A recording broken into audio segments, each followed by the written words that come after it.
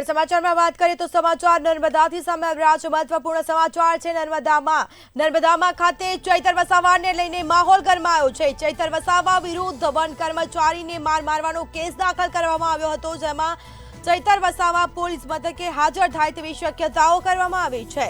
તો બીજી તરફ ડેડિયાપાડા પોલીસ મથકે હાજર થાય તેવી સંભાવનાઓ વ્યક્ત કરાઈ છે। તમામ ચેકપોસ્ટ ખાતે પોલીસ બંદોબસ્ત ગોઠવી દેવામાં આવ્યો છે।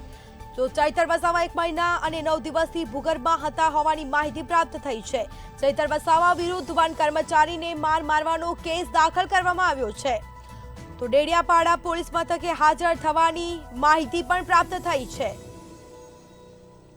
મહત્વના સમાચાર સામે આવી રહ્યા છે। નર્મદાના ચૈતર વસાવાને લઈને માહોલ ગરમાયો છે, જેમાં ચૈતર વસાવા વિરુદ્ધ વન કર્મચારીને મારવાનો કેસ દાખલ કરવામાં આવ્યો હતો, જે ચૈતર વસાવા પોલીસ મથકે આજે હાજર થાય તેવી શક્યતાઓ વ્યક્ત કરવામાં આવી છે।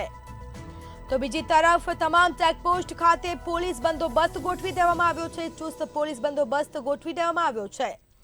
ડેડિયાપાડા પોલીસ મથકે હાજર થાય તેવી માહિતી પણ પ્રાપ્ત થઈ છે।